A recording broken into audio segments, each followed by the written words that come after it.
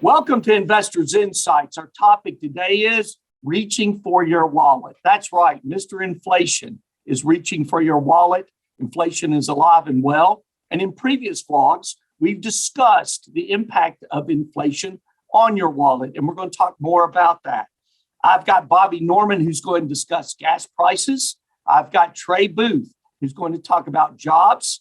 And I also have Adam Van Zandt, that's going to address volatility in the markets and your portfolio. So stay tuned with us and know that throughout the week on social media, in terms of LinkedIn, Facebook, Twitter, in terms of our podcast, folks, we want to communicate with you in every way we can. And I think you're going to find the charts and the comments today of value as you go through the week. Bobby, you hit me hard this morning with gas prices. As I filled up my car the other day, I'm like, oh my word. So everybody is talking to us about inflation. So show us the great data that you've put together. Yeah, so we talk about consumer spending a lot, and deservedly so, as the consumer makes up over 68% of our economy and is a big driver of stock market growth and strength. And a concern we have right now is the price of gas, which should be a secret if our viewers have filled up their tanks in recent weeks. Yes. Oh, yeah. And as you can see in this chart, the average price of a gallon of gas is $3.50 nationwide, so which has doubled since the pandemic lows and highest level since September of 2014. And it comes down to supply and demand. As you can see in the second chart, the OPEC producers have failed to add back supply as quickly as they agreed to. All of the blue columns are months where production was below target. Most recently in December, OPEC was pumping 800,000 barrels a day below their target. So as we head into the travel season, spring and summer, where demand is higher, consumers will be pitched by stubbornly high gas prices.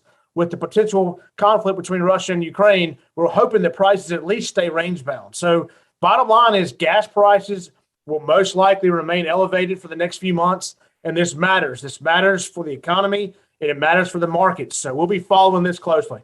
Yeah, no, it's going to be a huge topic as we go forward this year. And tied to that, people's wallets are not only impacted, but also then when it comes to jobs. And Right. Trey, you talked about jobs this morning and what we're seeing there. So, and I thought your data was fascinating. So go ahead. Yeah, absolutely. Yeah, Bobby, to a good point about, the money going out of your wallet, but, very important is how much money's coming in. And so we got a phenomenal jobs number on Friday.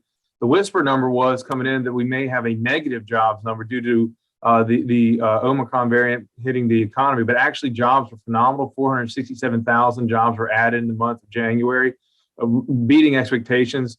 In addition, we saw wages go up 0.7% month over month, or almost 6%, or 5.7% year over year. So those higher wages help absorb those cost increases. It doesn't quite keep up with inflation, but it's good to see it moving in the same direction. So maybe that those gas prices aren't as harmful if you have a job and your job is paying you more. We've talked about month to month a lot here at Staying Focused, but I wanted to pull back and look really in the long term. And I thought this chart was very helpful from our research partners at Strategas. You can see that the jobs market is still roughly 3 million shy where we were in February 2020. But the bulk of those are in the leisure and hospitality, nearly 1.7 million jobs. And that's something we've been talking about also from an inflationary standpoint, is we need to see people spending more on experiences and less on goods and less on transporting goods. You see the transport's nearly 500,000 new jobs in transporting goods across this country. That's not surprising, but we really need to see spending on leisure and hospitality really increase, see those jobs come back. That should be disinflationary and should help kind of ease that sting. And also we're seeing wages in those areas much higher than where they were in 2020. So if we get back to full employment where we were in January 2020, we're going to be at a much higher total wage standpoint and really can be able to absorb some of these higher costs. So something we're watching, kind of more of a pullback, where the jobs are, where they're going, and where we see hopefully growth in the U.S. economy. Yeah, there's definitely growth in those areas, and we're going to be watching that closely. So, so the point being is a lot of good news out there as well, or opportunities, I should say. And then Adam, from the standpoint, as news is coming out about inflation, as news is coming about possible interest rate increases, we've seen volatility in the market, which volatility doesn't mean bad things. It can also mean good things and create opportunities itself. So with that, give us our ranges here that you're looking at from a technical analysis standpoint.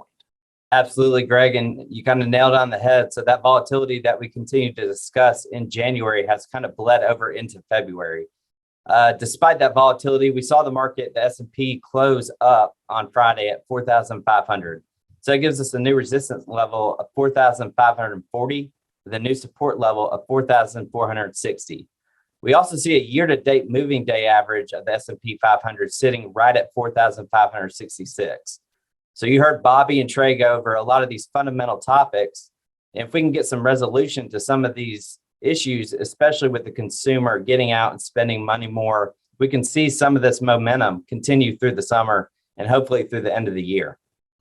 Yeah, there's possibilities of some really good momentum here, and you're right about that, Adam. So we're watching that very closely. So, folks, let me say this. We do the talking in these vlogs, but we also want to hear from you. Those of you that continue to send us information and say, hey, I'd like to hear this topic. I'd like your insight. We want you to continue doing that. And those of you that have additional ideas, please send them to us, topics that we can talk about. But one thing's for sure, the information you got this morning is current. It is information you may not be hearing anywhere else. And we are always wanting to bring ideas and topics your way to keep you informed as to how it relates to your portfolio and your financial blueprint. Every day we strive here at Five Plan Partners to see to it that our clients have better, richer, fuller lives. We want you to have a great week. We look forward to talking to you and keeping you up to date. And thanks so much for your belief in us.